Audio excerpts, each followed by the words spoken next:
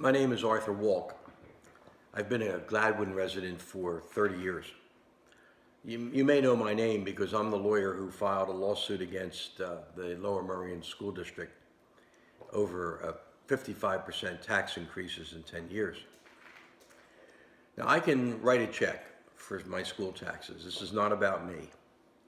And this is not about politics. While I'm a registered Democrat and have been for many years, I have no interest in the politics of the school board.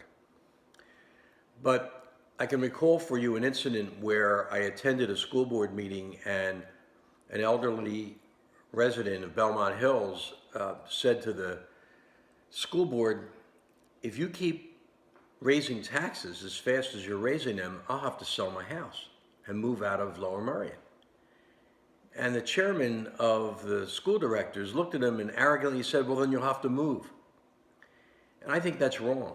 I thought it was wrong then. I think it's wrong now. So what I did is I started to dig into things, and I learned that for now 12 years, the Lower Merion School District has raised taxes illegally, well beyond the amounts that they are permitted to have in surplus. In fact, the Lower Merion School Board has over $60 million in the bank. They're only entitled to have $20 million in the bank, and that's by state law, but they've ignored state law repeatedly.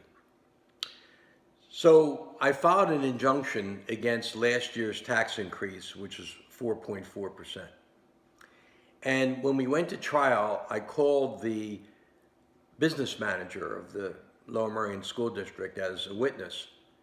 And I established for the court that even though the Lower Merion School Board knew that they were raising taxes illegally, even though that they had exceeded the mandated 8%, they continued to raise taxes unabated. They continued to fail to tell us taxpayers that they were violating the law. In fact, what they would do is as they got the money in that exceeded the legal allowance, they would establish these smaller accounts and transfer the money illegally to these smaller accounts, often after the fiscal year ended, so they could hide the fact that they were breaking the law.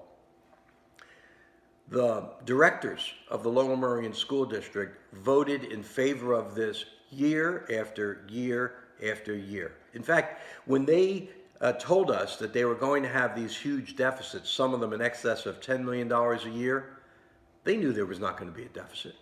They knew they were going to have a huge multi-million-dollar surplus. That's in fact how they got all that money in the bank.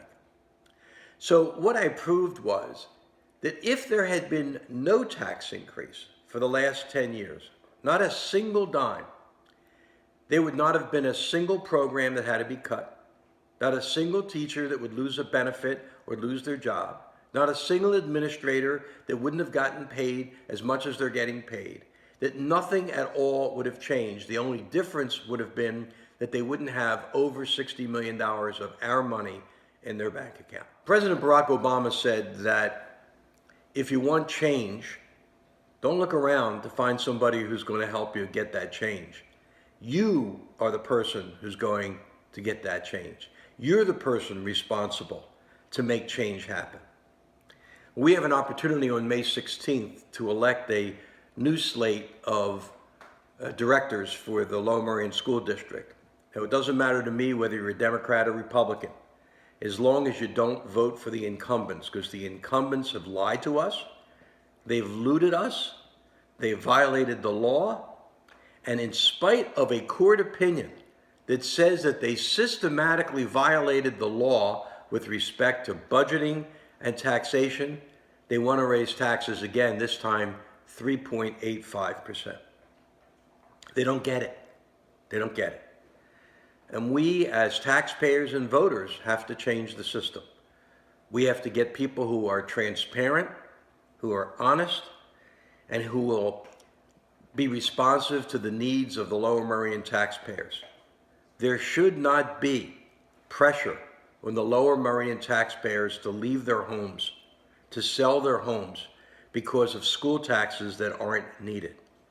Fair taxes make great schools.